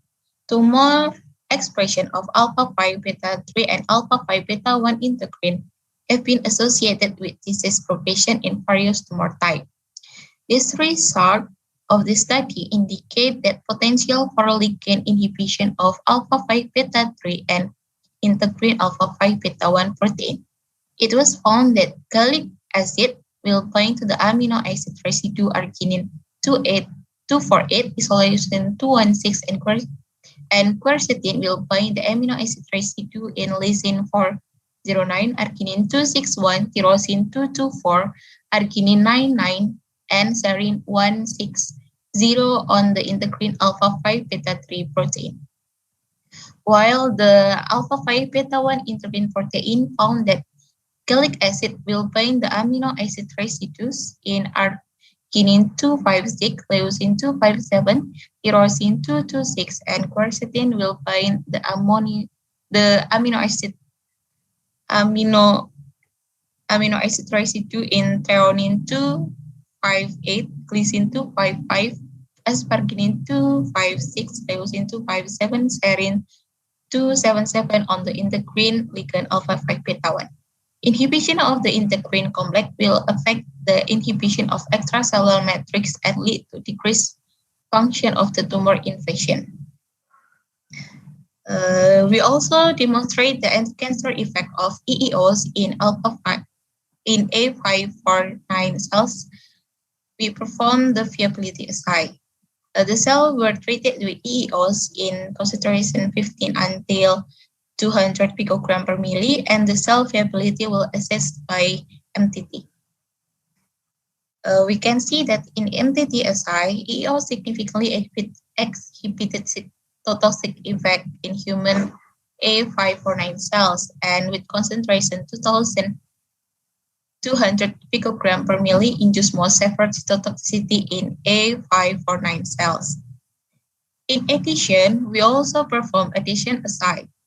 Similarly, with the MTT assay, we treated with EEOs 50 until 200 picogram per milli, and the cell viability was assessed by CCKA. And from the graph, we can see that EEOs significantly inhibit adhesion effect in human A549 cells, and with concentration 200 picogram per milli inhibit most severe adhesion in A549 cells. And the conclusion, we can state that in silico as well as in vitro analysis demonstration that the chemical compound in EEOs can bind to VEGF, alpha 5 beta 1 and alpha 5 beta 3, thus inhibit proliferation, migration, and vasculogenesis of A549 cell line, human lung adenocarcinoma. Before the presentation is ended, I would like to thank to respectively for who sponsored this research, and I would like to thanks to our team who helped this research done. And thank you for the attention.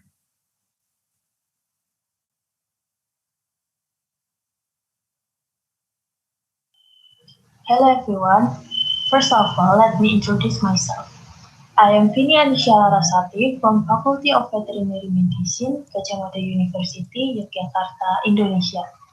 On this precious occasion, I would like to thank ICAVESS 2021 Scientific Committee for holding this online conference and for the opportunity to let me present our study about the ability of bovine umbilical vein endothelial cells conditioned medium, or PVCM, as anti-inflammatory agent on the in vitro model neurodegeneration induced by DMT. First, what is neurodegenerative disease? Neurodegenerative diseases were considered as diseases marked with degeneration of structure and function, either on the central or peripheral nervous system. Neurodegenerative diseases are usually associated with neuroinflammation events. In example, neurodegenerative diseases are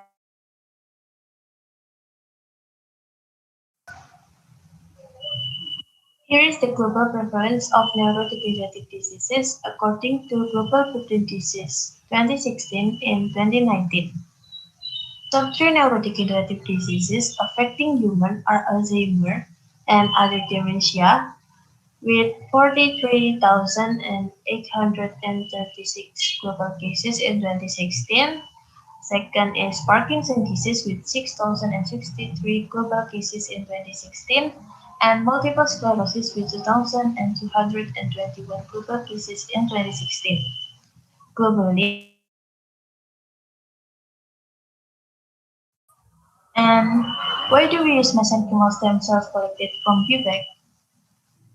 First reason, in Indonesia, it's pretty hard to obtain umbilical from human.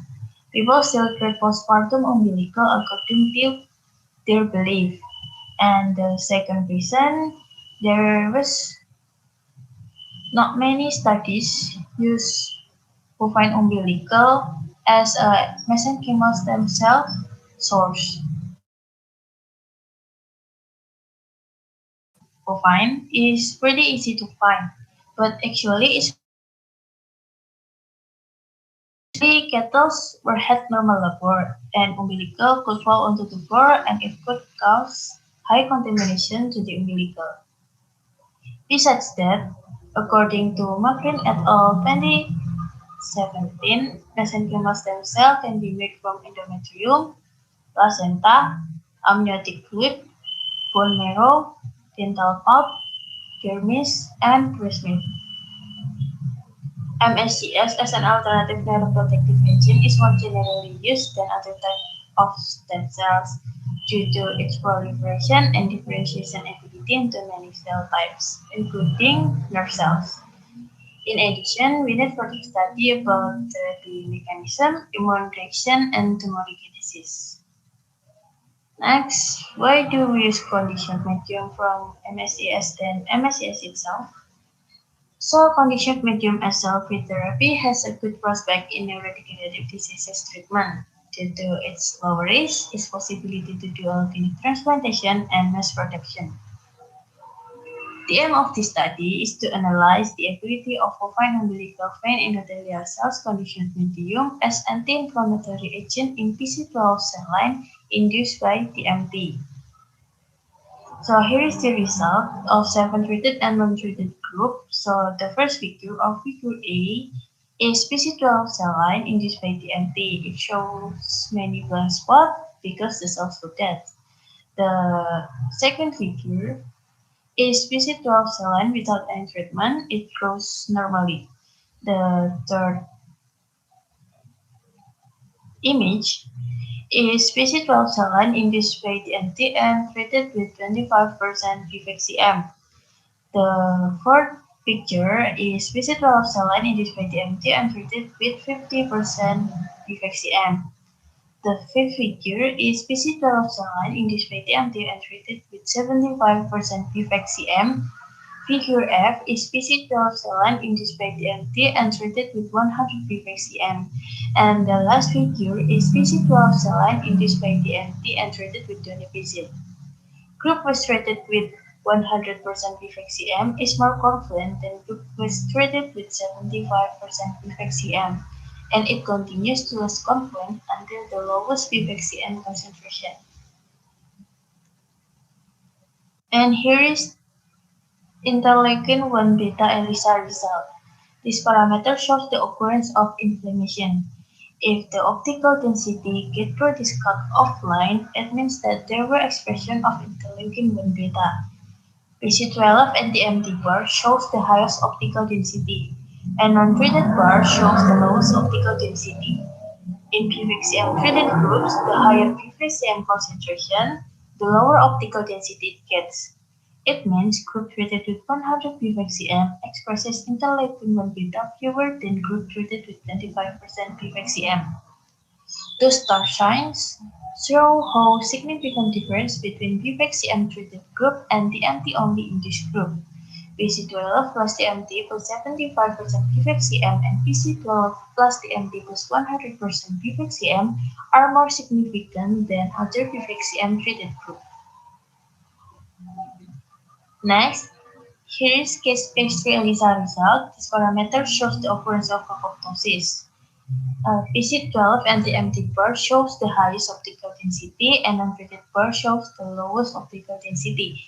In PVEC-CM treated groups, group treated with 100% PVEC-CM expresses case-based 3 fewer than group treated with 25% PVEC-CM. Two star signs show how significant difference between PVEC-CM treated group and TMT only in this group. PC12 plus TMT plus 75% PVEC-CM is more significant than other PVEC-CM treated group.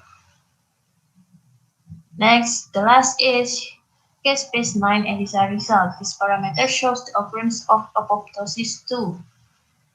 PC12 and TMT bar shows the highest optical density and untreated bar shows the lowest optical density. Group treated with 100% PVEC-CM expresses case-based 9 fewer than group treated with 25% PVEC-CM. Two star signs also show how significant difference between PVEC-CM treated group and TMT only in this group. PC12 plus TMT plus 100% PVEC-CM is more significant than other PVEC-CM treated groups. Here with the schematic graphic depicting PVEC-CM protect against the TMT-induced neural inflammation and apoptosis through targeting interleukin-1 beta, case-based 3, as well as the case-based 9. Conclusion: PVEC-conditioned medium prevent the apoptosis on the in vitro model neurodegeneration of in PC12 cell line. Second, PVEC-conditioned medium downregulate the expression of interleukin-1 beta. And the last, PVEC-conditioned medium inhibit the activity of case-based 3 and case-based 9. Alright, in the end, we would like all of the person and institution to make this research possible. First, my research team. Second, Department of Anatomy, Faculty of Veterinary Medicine, Gadjah Mada University. Third, Integrated Laboratory for Research and Testing, Gadjah Mada University. Fourth, Ministry of Research and Higher Education for funding this research. And the last, Prof. Dr. Gunther Lochnet from the Institute of Biochemistry, Justus Liebig, University of Gießen. Thank you very much.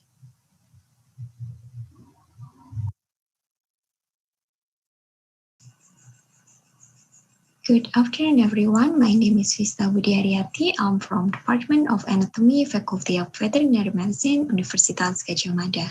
And today I would like to present my research in the International Conference of Advanced Veterinary Science and Technologies for Sustainable Development 20 and 21. My research entitled Conditioned Medium of E17 red brain cells induce differentiation of primary colony of mice blastocysts into neuron-like cells. So, conditioned medium is medium derived from certain cell cultures, specifically stem cell, and various other types of progenitor cells, and contains proteins secreted by cells in the form of secretome, microvesicle, and also exosomes. And scientific evidence has shown that conditioned medium is not only biological waste, but has the opportunity to be utilized. It is reported that conditioned medium can stimulate host endogenous cell survival mechanism and modulate the neurotropic and growth factors. So many researchers are nowadays prefer to use to use conditioned medium instead of stem cell. That's still questioned by the researcher in the state of the homing process, the mechanism of immune rejection, and the probability of uncontrollable proliferation. In vitro studies, conditioned medium also reported more physiological to induce proposed differentiation. So this study aimed to analyze the role of conditioned medium, the secretome that contained in the conditioned medium in differentiation process of primary colony of mice blastocysts into neuron-like cell. The primary colony is the initial stage of embryonic stem cell propagation. There are three main methods used in this study. The first one is the production of conditioned medium. The second one is the culture of primary colony of mice blastocysts and the induction of differentiation. For the production of conditioned medium, we isolate the brain and then dissociate the cells and primary culture for 4 days. And then we did the starvation treatment and the conditioned medium collected after 24 hours starvation. Then the cells were characterized using PSA NCHM and A2BO5 markers using flow cytometry methods. And for the culture of primary colony, we use the free zona blastocysts and culture the blastocysts 3 until 4 days and did the pluripotency assay using alkaline phosphatase staining. For the induction, we divided the primary colony into 2 groups. The control groups using neuromedium plus retinoic acid and the treatment groups using neuromedium and conditioned medium. This is the result of the characterization of the cells after 4 days of culture. There are 3 types of cell found in this study. The cells were dominated by the cells which positive for PSA NCHM, representing the immature neuron. And this is the result of the culture of mice blastocysts. We got the primary colony, which positive in the alkaline phosphatase staining indicated the pluripotency of the colony. And the result of the induction of differentiation, there were morphological changes of the primary colony after differentiation induction, begin with the embryoid bodies-like structure, and there is morphological changes when the medium was changed into an RA medium, and after the addition of the conditioned medium, we found the round-shaped cells from the primary colony. And the round-shaped cells is positive for GFAP markers indicated the progenitor of neuronal cells. This is the comparison of the control groups, figure A and B, and the treatment groups that is using the additional conditioned medium, the figure of C and D. The differentiation process of the groups that induce for differentiation using conditioned medium is faster than the control groups. And after 7 days of induction, we can found the neuron-like cells which were positive for neuronal nuclei markers, the markers for neuronal cells. So from this study, we can make a schematic process of differentiation from the primary colony of mice blastocysts to the round-shaped cells that positive for GFAP cells, which were the characteristic of neuroepithelial cells or radial glial cells. These cells are the precursor of neuronal cells. And then secreted protein and growth factors in conditioned medium mediate the new rate growth of the cells and change the cells into neuronal-like cells, which positive for neuronal nuclei markers. So we can conclude that the conditioned medium can induce and promote the differentiation into neuron-like cells, begin with the embryoid bodies-like structure, followed by neuroepithelial to radial glial cells, and new rate growth mediated by the addition of the conditioned medium. Disease may open the opportunities for substitution of defined growth factors and strengthen the paracrine hypothesis. I would like to thank DICTI through the PMDSU grant and also National Institute of Health Research and Development for the support and laboratory facilities. Attention and stay healthy.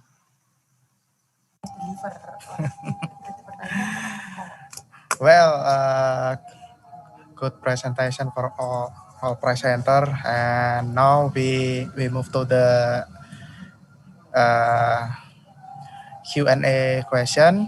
Please, Dr. Dinar, Dr. Ulayatul, Dr. Vini, and Dr. Vista Budiaryati. Okay, is Dr. Vini? Okay, maybe Dr. Vini still do the exam.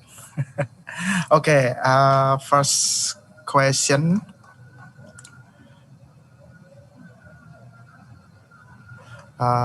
First question for Dr. Dinar. Hello, Dr. Dinar. It's from Dr. Agustina. Is it the specific collect type of horse that you use to collect data?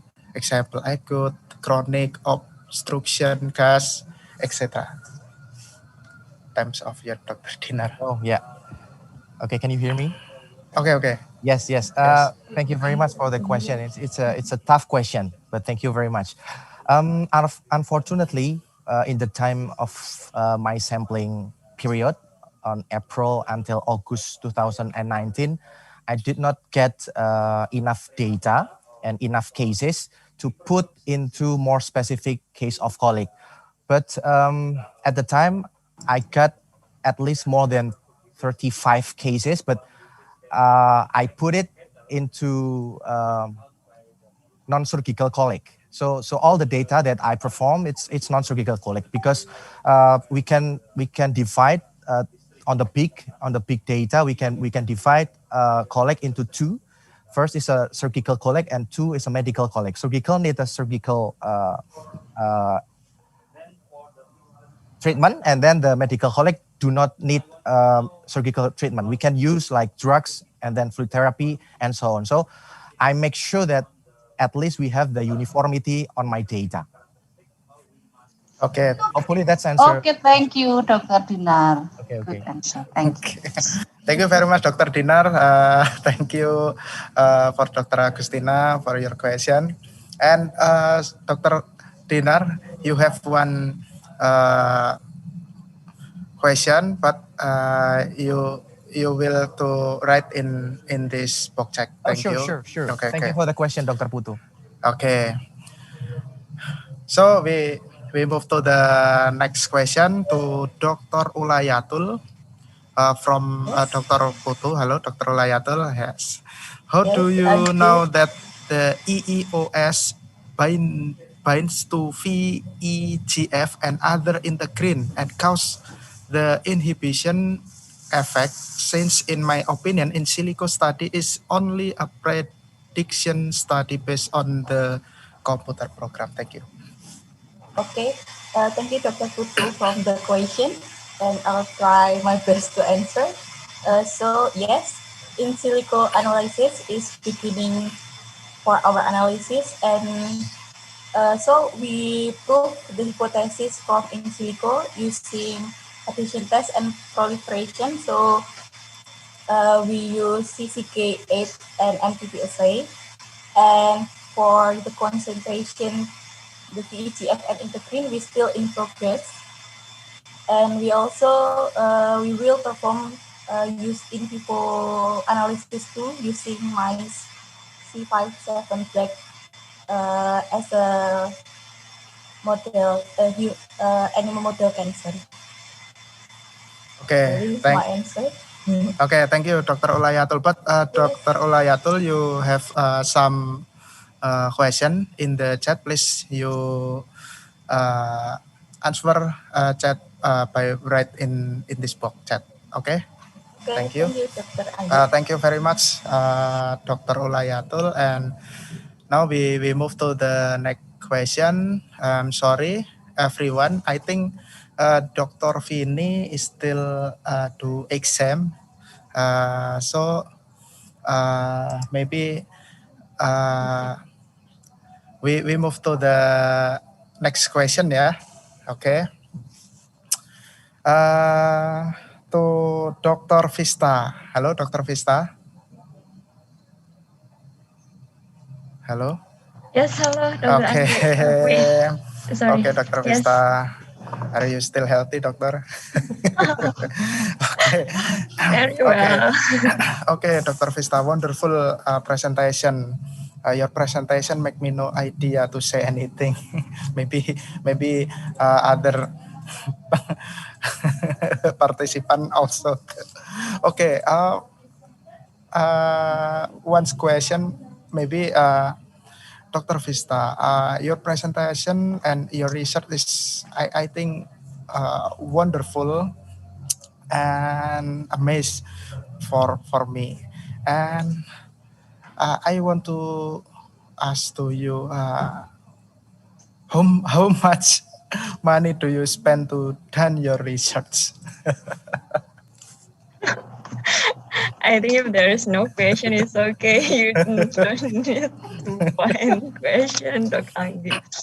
But for culture cell research, actually the budget is higher than um, other research, because if we want to did or doing culture-based research using the complete markers, one antibody is approximately until 20 billion, 30 billion just for one markers. And then if we analyze using certain methods such as flow cytometry and then immunohistochemistry, we can just count the total budget of the research. So depend on the markers that we use and the medium that we use in the study. I think that's all, Dr. Anggi. But I think today we can did a great collaboration among university. I think we have to greet Professor Hori also in this class. Maybe we can make a great collaboration in university, so the budget is not the problem. Thank you. Okay, thank you very much, Dr. Vista. Miss your research and presentation. And now maybe Dr. Vini. Hello, Dr. Vini. I think Dr. Vini join in this room. Hello, hello, hello, Vini. Hello, Dr. Anggi. Okay, you hear me? Okay. Yes. Okay, are you ready to question the some answer? Are you ready? Wait for a minute. Okay, okay. There are some question. Firstly, from Dinda Ayu. I would like to ask you, why did you use TMT in your research? Thank you. Okay, thank you for the question, Dinda Ayu. So in my research, I use TMT because TMT induce neuronal inflammatory and apoptosis, and those were used according to the prior research by Tmt et al. So that is the question. Thank you. Okay, thank you very much, Vini. But you have some question in this chat from Dr. Stephen Prubantoro. Maybe I will chat again. Okay, you can read in the chat. Okay, please you answer in this chat box. Okay, okay, Vini. Okay. Okay, thank you very much. And ladies and gentlemen, finally we are come to the last agenda. But before we close the parallel session, please to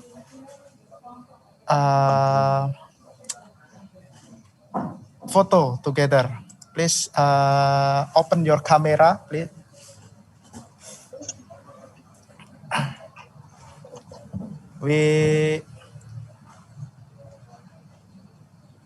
Okay. Sorry. Please open the camera. We photo together. Okay. Ready, operator. Okay. Okay. 1, 2, 3, 4. Again. 1, 2, 3. Okay. Okay. Finish. Okay. Thank you very much for all presenter and all audience. So we are come to the last agenda.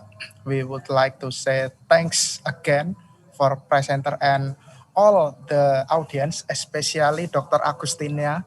Thank you very much. You always ask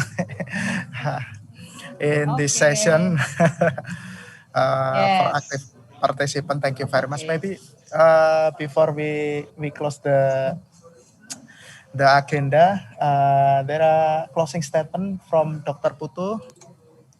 Yes, thank you very much. Once again, I would like to say for all of the participants and the presenter, and this is a very awesome discussion that we had together today. And I hope that all of that we learned today, we can have a new insight for everyone here.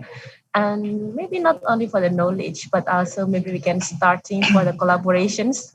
Since I saw a chatting from between Dr. Dinar and Dr. Arif that they are maybe after this starting a collaboration for the blood profiling in the cattle reproduction disorder, if I'm not mistaken, remember about it.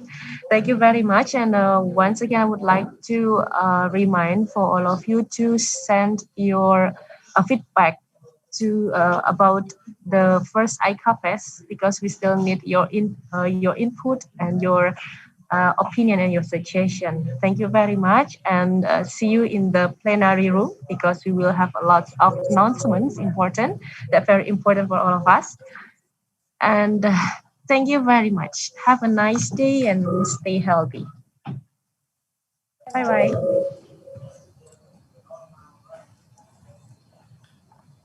Thank you very much. Thank you.